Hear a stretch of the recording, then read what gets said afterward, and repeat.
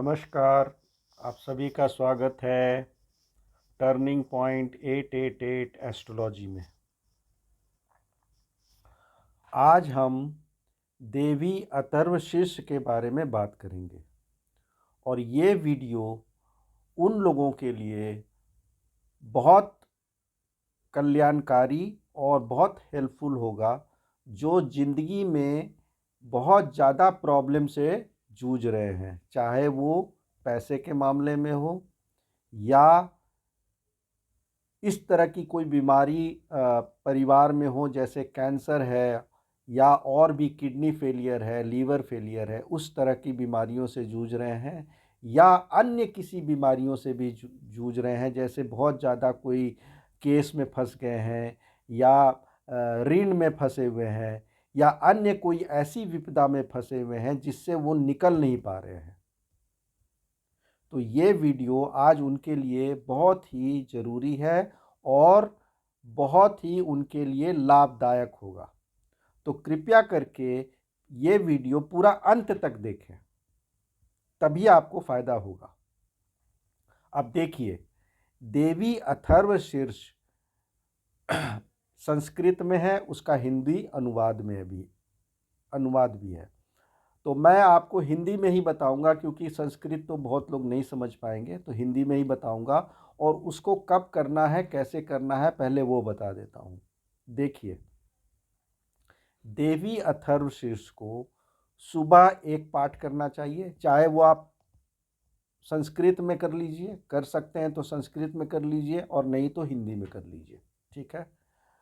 एक पाठ सुबह कीजिए, एक पाठ शाम को कीजिए। और अगर आप एक पार्ट सुबह भी कर रहे हैं, शाम को कर रहे हैं और आपको रिजल्ट थोड़ा जल्दी चाहिए तो एक पार्ट दोपहर में भी कर लीजिए। लेकिन सिर्फ अगर दोपहर में कर रहे हैं तो उसका कोई फ़ायदा नहीं होगा। मतलब सुबह वाला और शाम वाला तो बहुत इम्पॉर्टेंट है और दोपहर वाला तभी फ़ायदेमंद होगा जब आप सुबह वाला भी कर रहे हैं और शाम वाला भी कर रहे हैं, ठीक है जी। तो ये क्लियर हो गया। हम जब सुबह में करते हैं तो हम जो रात को प्रीवियस डे और नाइट में जो जो हमने पाप कर्म किए हैं, क्योंकि हम कलयुग में रह रहे हैं, गलती अनजाने अनजाने में, ज्ञानतावश अज्ञानतावश कुछ न कुछ हमसे गलतियां हो जाती हैं। तो आप जब मॉर्निंग में करेंगे ये पाठ देवी अथर्वशीर्ष का, तो वो पाप से मुक्ति पा लेंगे। तो यानी ये डेली डेली कर रहे हैं तो आपकी पाप कटते रहेगी। नंबर 1।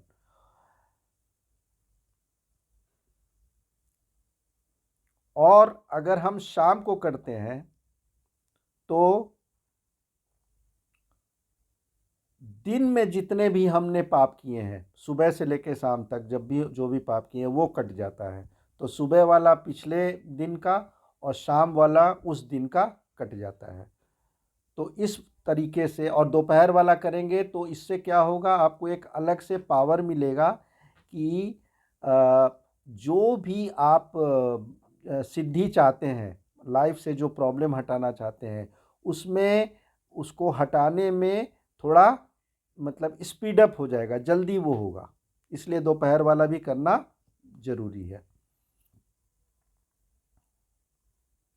अगर हम इसको रात को भी करें, अब रात को क्या होता है कि एक तो होता है 9 से 12, उसको तुरिया संध्या बोला जाता है, और 12 से बाद वाला को बोलते हैं तुर्यतिता, ये बोलते हैं। जब ये दोनों संधि काल में हो रहा है और तब इसका अगर हम इसका ये करते हैं देवी अथर्वशीर्ष का पाठ, तो हमें वाक सिद्धि मिल जाता है। तो एस्ट्रोलॉजर्स के लिए या ऐसे लोग जो हैं जो अपने मतलब जो बोले वो हो जाए, कई लोगों को आप देखते होंगे कि जो बोलते हैं वो हो जाता है, तो वो वाक सिद्धि आ जाती है, इतना पावर आ जाता है उनमें। तो ये लेकिन करना पड़ेगा तभी जा कर के ये होता है।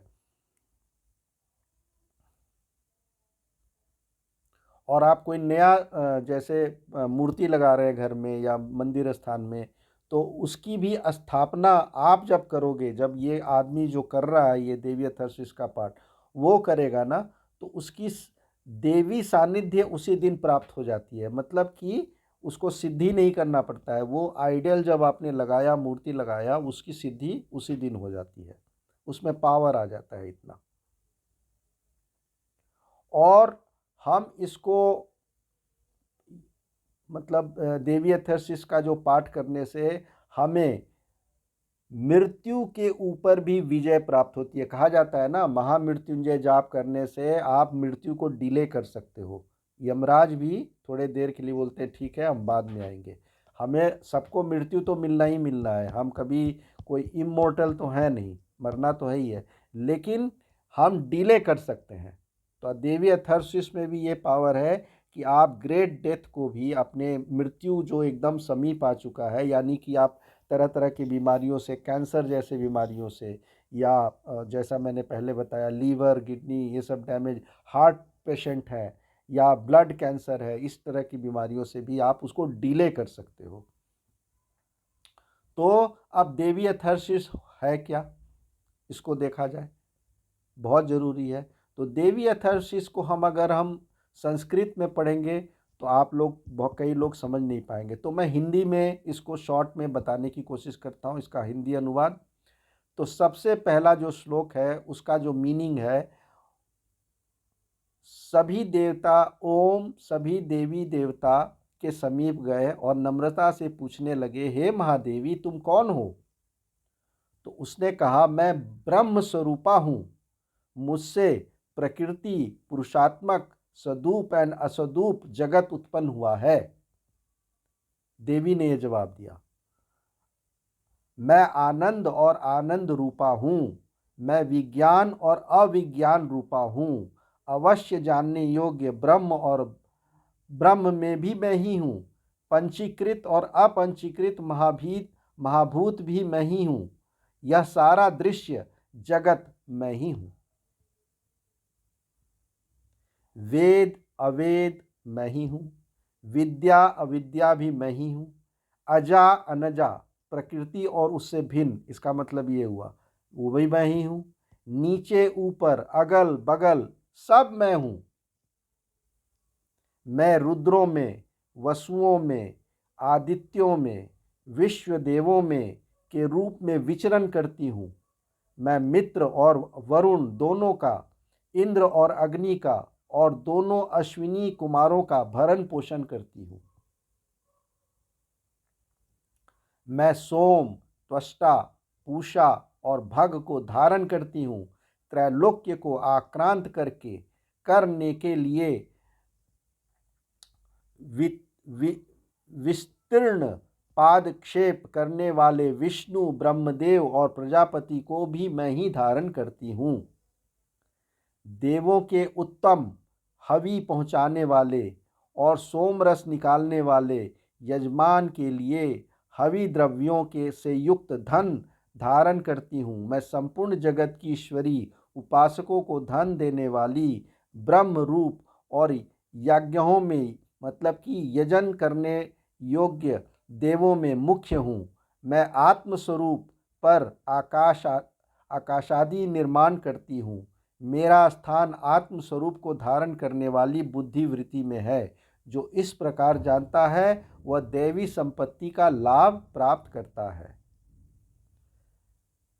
तब उन देवों ने कहा, देवी को नमस्कार है, देवी को नमस्कार है, महादेवी एवं कल्याणकर्त्री को सदा नमस्कार है। गुण्य साम्यावस्था रूपिणी मंगलमयी प्रकृति देवी को नमस्कार है। नियम युक्त होकर हम उन्हें प्रणाम करते हैं।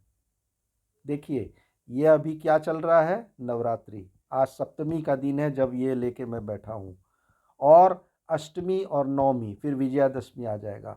तो अगर आप ये पाठ आप इस पाठ को नवरात्रि में भी स्टार्ट कर देते हैं तो बहुत बढ़िया टाइम है, बहुत ही अच्छा टाइम है, और इसको लगातार करते रहिए और लाइफ में जो जो प्रॉब्लम आएगी सब दूर हो जाएगी आपकी, मतलब भीषण से भीषण कष्ट दूर हो जाएगा, इसका आप विश्वास कीजिए।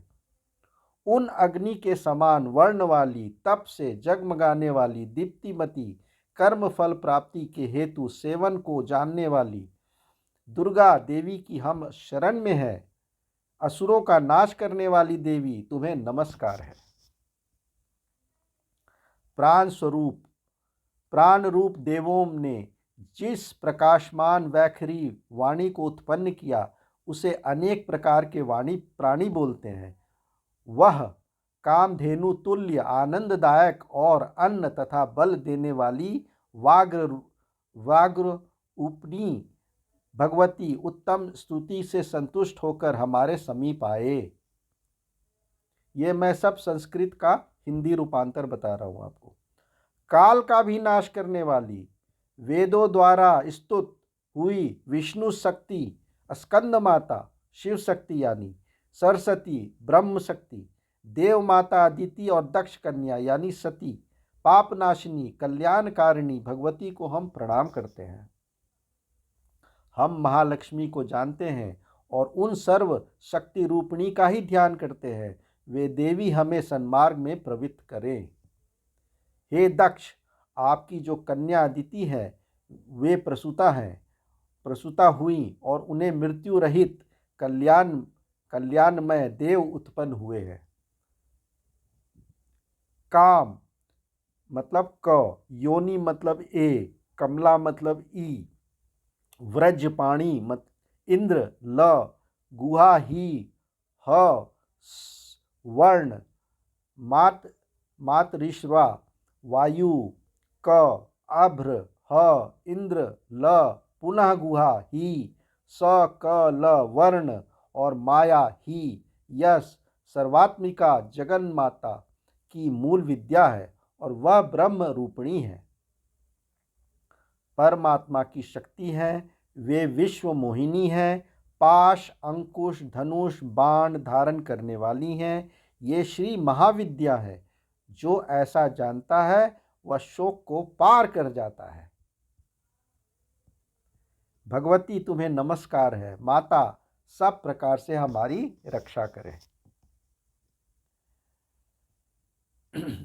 मंत्र दृष्टा ऋषि कहते हैं वही ये अष्टवसु है, यही वही ये एकादश रूप रुद्र है, वही ये द्वादश आदित्य है, वही ये सोमपान करने वाले और सोमपान न करने वाले विश्व देव हैं, वही ये यातुधान एक प्रकार के राक्षस असुर राक्षस पिशाच यक्ष और सिद्ध हैं, वही ये सत्व रज तम हैं, वही ये ब्रह्म विष्णु रुद्र रूपिणी है, वही ये प्रजापति इंद्र मनु है, वही ये ग्रह नक्षत्र और तारे हैं, वही कला काष्ठी काल रूपिणी और उन पाप नाश करने वाली भोग मोक्ष देने वाली अंतर रहित विजय अधिदात्री निर्दोष शरण देने योग्य कल्याणदात्री और मंगल रूपिणी देवी को हम सदा प्रणाम करते हैं।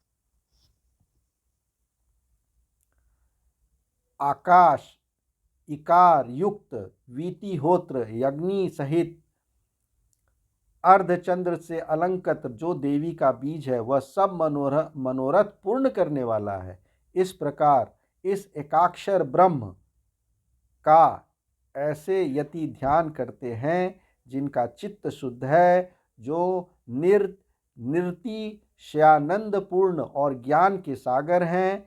ओंकार के समान ही यह प्रणव भी व्यापक अर्थ से भरा हुआ है। संक्षेप में इसका अर्थ इच्छा ज्ञान क्रियाधर अद्वैत अखंड सच्चिदानंद समऋषिभूत शिव शक्ति स्फुरन है।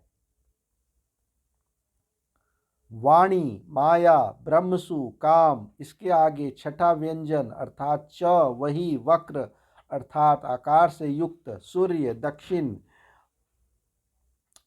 तकार से तीसरा वही नारायण अर्थात आ से मित्र वायु, वही अधर से ए से युक्त विच्चय, यह नरवान मंत्र उपासकों को आनंद और ब्रह्म सायुज्य देने वाला है।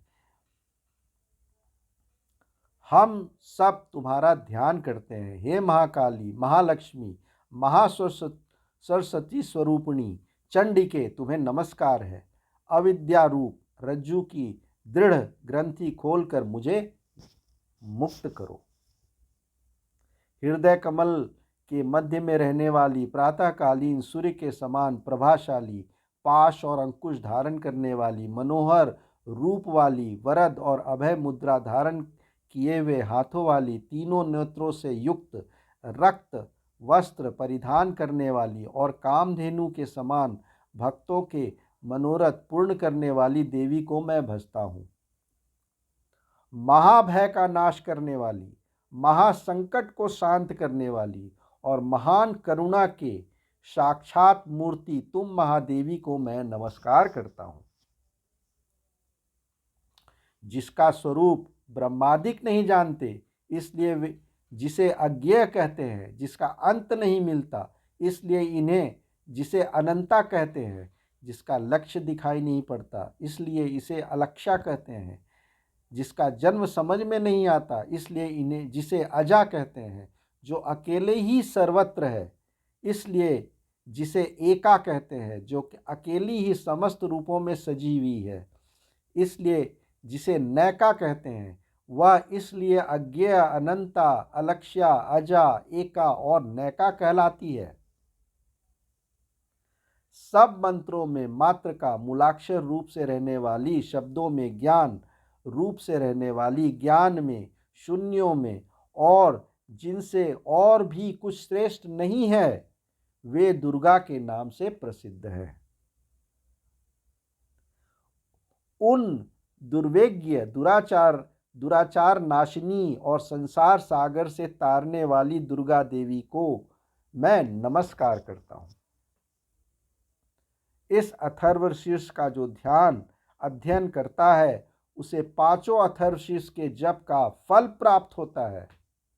यह इस अथर्वशीर्ष को बिना जाने ही जो प्रतिमा स्थापन आदि करता है, वह सैकड़ों लाख जप करके भी अर्चना सिद्धि नहीं प्राप्त कर सकता। अष्टोत्तर शत जप इसकी पुष्यचनी विधि है। जो इसका 10 बार पाठ करता है, वह उसी क्षण पापों से मुक्त हो जाता है और महादेवी प्रसाद से बड़े दुष्टर संकटों को पार कर जाता है। इसका साया काल में पाठ करने वाला दिन में किए हुए पापों को नाश करता है, प्रातः काल में पाठ करने वाला रात्रि में किए हुए पापों को नाश करता है, साया और प्रातः दोनों समय पाठ करने वाला निष्पाप हो जाता है। मध्य रात्रि में तुरीय संध्या यानी कि श्री विद्या के उपासकों के लिए 4 संध्याएं बताई गई हैं, जिसमें तुरीय संध्या मध्य रात्रि में होती है, के समय जप करने वाला वाक सिद्धि प्राप्त करता है। ये मैंने शुरू में ही बताया था आपको। नई प्रतिमा पर जप करने से देवी सानिध्य प्राप्त हो जाता है। प्रतिमा आप डाल रहे हैं अपने मंदिर में और ये जाप करते हुए, तो उससे सानिध्य प्राप्त हो जाएगा आपको। प्राण प्रतिष्ठा समय जप करने से प्राणों की प्रतिष्ठा हो जाती है। भौमाश्चिनी अमृत सिद्धि योग में महादेवी की सनिधि में जप करने से महामृत्यु से तर जाता है, मृत्यु डिले हो जाती है। जो इस प्रकार जानता है वह महामृत्यु से तर जाता है। इस प्रकार यह ब्रह्म विद्या है। तो आपको मैंने संस्कृत का जो हिंदी रूपांतरण था वो बता दिया। आप इसको डेली पढ़ा करें, सुबह में, शाम को, जैसा कि इसमें उस विश्लेषण किया ही हुआ है, और करके देखें कि ये सब जो बातें लिखी गई हैं क्या सत्य हैं। हम तो सुन रहे हैं, जब करेंगे, इसका एक्सपेरिमेंट करेंगे अपने लाइफ में, तभी तो पता चलेगा। जब इतना मतलब ये ऐसा सत्य है कि जो करेगा वही इसका अनुभव कर सकेगा। कहने पे मत जाइए, इसको करके देखिए। सुबह, शाम, दोपहर और रात वाला ये करके देखिए, आपको वाक सिद्धि प्राप्त हो जाएगा। जो बोलेंगे वो हो जाएगा। लेकिन जो बोलना वो होने का मतलब ये नहीं कि आप इसको गलत तरीके से संसार के लिए यूज़ करें। पॉजिटिव वे में करेंगे तब सही रहेगा। दूसरा, आप जो भी प्रतिमा आप अपने घर में रखेंगे और ये सब पाठ करते हुए करेंगे, उसमें सिद्धि प्राप्त हो जाएगा, सानिध्य प्राप्त हो जाएगा आपको भगवान का। तो आप इसको करें। जो देवी अथर्वशीर्ष है हमारे उपनिषदों में, हमारे वेद शास्त्रों में जो दिया हुआ है, ये हमारे ऋषियों और मुनियों द्वारा दिया हुआ है। हम उनको नमन करते हुए मैं आज ये वीडियो यहीं पे समाप्त करता हूँ। आशा करता हूँ कि ये देवी अथर्वशीष के जो पाठ करेगा उनके जीवन में नई आशा, नई किरण और नई उमंग और हर तरीके से सुख संपन्नता और जो उनके ऊपर जो विपत्ति आई हुई है वो दूर होगी। तब तक के लिए अगर आपको इस वीडियो में दिया हुआ जानकारी अच्छा लगता है, टर्निंग पॉइंट 888 एस्ट्रोलॉजी को कृपया करके सब्सक्राइब करें, लाइक करें, फॉलो करें। इससे हमारा भी उत्साह बढ़ता है और आगे मैं इसी तरह से आपको नई नई महत्वपूर्ण जानकारियाँ देता रहूँगा। तब तक के लिए जय श्री राम।